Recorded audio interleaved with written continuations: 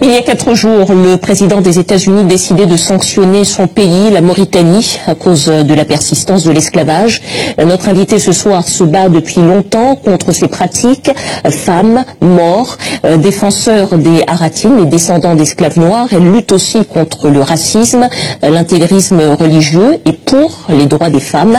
Amintou Mint Mokhtar, bonsoir. Bonsoir. Bienvenue au Journal Afrique, merci d'être avec nous.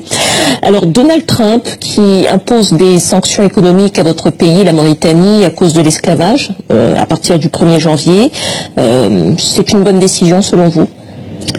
Oui, j'estime que c'est une bonne décision puisque l'esclavage est un crime contre l'humanité, tout le monde le sait.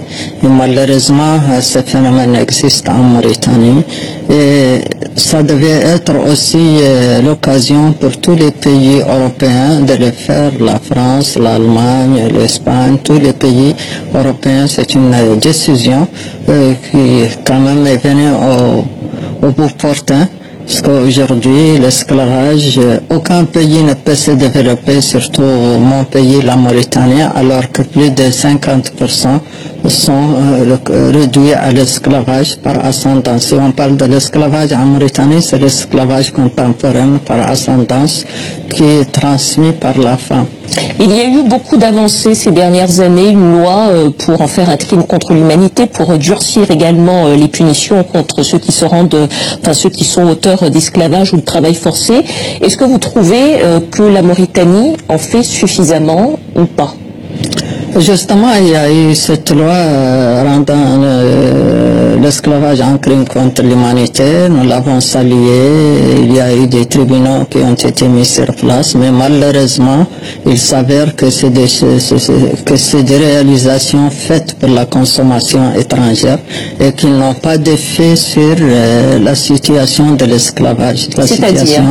C'est-à-dire que il y a eu, depuis que cette loi existe, il y a eu 3 procès qui sont terminés en queue de poisson, sans résultat, sans rien du tout. Et aujourd'hui, la question de l'esclavage devient très catastrophique pour le pays. Les victimes aussi de l'esclavage sont dans des situations de précarité et de négligence extrêmement graves, donc ceux qui ont porté plainte. Et les dossiers qui restent encore dans les tiroirs de la justice n'ont jamais été examinés.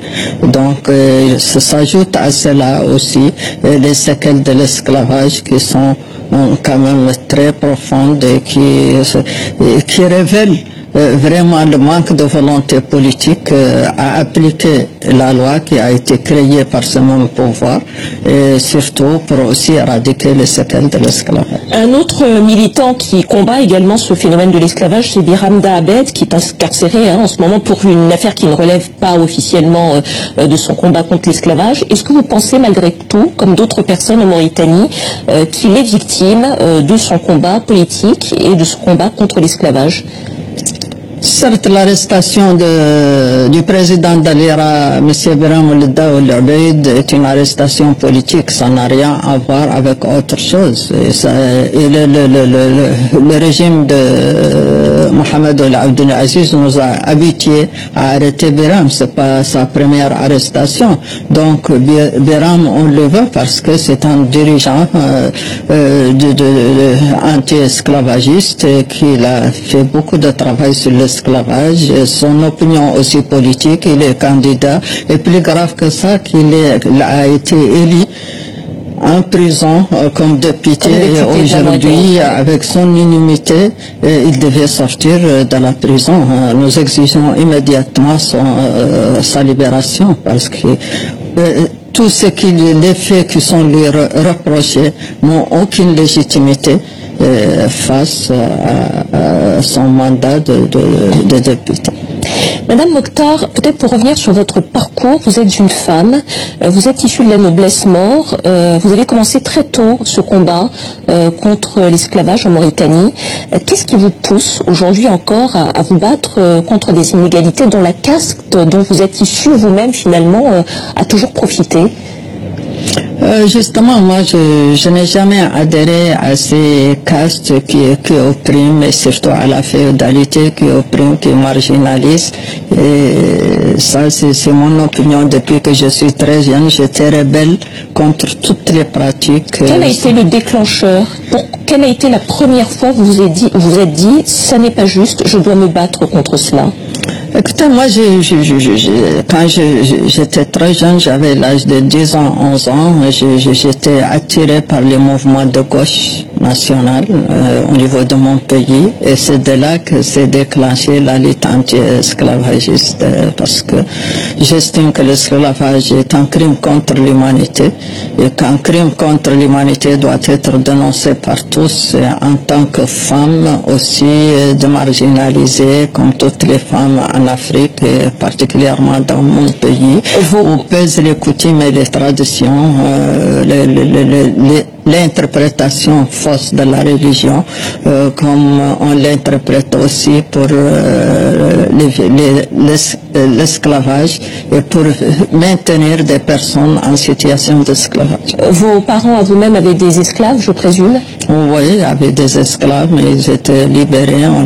Je les libérés parce que ça ne m'intéresse pas de rester avec des êtres humains réduits à l'esclavage, à la pratique la plus inhumaine et la plus dégradante. Est-ce que vous avez souvenir de la façon dont ça se passait chez vous, dont vos esclaves étaient traités, de la façon dont vous réagissiez lorsque vous étiez encore une enfant? Justement, moi, ce que je faisais, c'est essayer de travailler, de leur changer les mentalités en soubassement, parce que j'étais jeune, je ne pouvais pas faire un forcing, mais ils ont fini par se libérer, parce que même ils ne veulent plus être esclaves, ils se sont libérés, et ça m'a coûté, moi, quand même beaucoup de problèmes avec la famille, mais quand même l'essentiel qu'ils ont quitté. Donc, ils ont abandonné leur situation de servitude. Alors, un autre de vos combats, c'est la lutte contre l'intégrisme religieux. Vous avez d'ailleurs soutenu le blogueur Mohamed Ould Mektaïr, qui a été condamné à mort pour apostasie. Vous venez d'une société qui est majoritairement musulmane. Est-ce qu'aujourd'hui, vous avez peur de l'islam politique?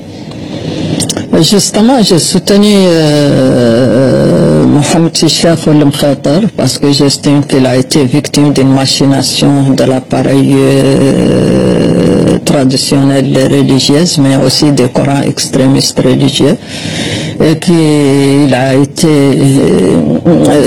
été arrêté. Et là, il est aussi, il faut pas oublier qu'Mohamed Cheikh Ould Mektaïr est d'une caste aussi, et qui a été toujours durant c'est-à-dire dans mon pays, une caste discriminée et marginalisée, et c'est pour cela, parce qu'il y a d'autres personnes et d'autres jeunes qui ont dit plus grave que lui, qui ont écrit plus grave que lui, n'ont jamais été inquiétés, mais comme lui, il est casté, il a été arrêté, alors qu'il n'a fait que répéter ce qui a été écrit par un Égyptien. Donc je l'ai soutenu, je continue à le soutenir. Vous continuez de le soutenir. Et je demande à ce qu'il soit libéré. Je vous parlais de l'islam politique. Les dernières élections législatives ont fait une place importante à Tewassoul, le parti islamiste. Est-ce que selon vous, il y a un danger à faire alliance avec l'islam politique, qui a été le cas par exemple de certains combattants contre l'esclavage? Moi, j'estime que l'islam politique est très dangereux même pour l'islam. Mais en ce qui concerne Tawassul, je ne crois pas qu'ils sont aussi dangereux que les autres. Donc moi j'estime que la politique d'Aziz aujourd'hui, avec la politique du président de la République, avec l'extrémisme violent, les accords qu'il a réalisés, le fait de leur rétrocéder les territoires mauritaniens pour se former, etc., le fait de soigner leurs blessés, le fait qu'ils recrutent dans les territoires mauritaniens 22 enfants, c'est plus dangereux que Tawassul. Mais mais je ne suis pas avec Tawassul. J'estime qu'il faut faire la part des choses. L'islam politique est très dangereux pour l'avenir de la Mauritanie, pour sa stabilité et pour la liberté d'expression. Mais tout ça, j'estime que le pouvoir actuel est plus grave que...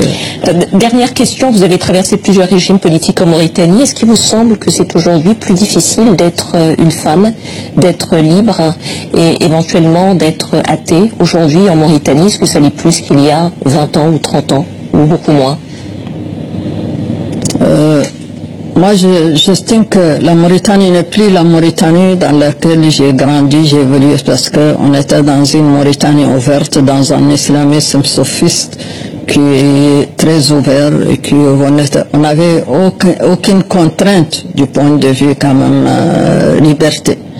Et aujourd'hui, nous sommes confinés à un islamisme fanatique où la femme est réduite à l'esclavage au même titre que l'esclavage contemporain.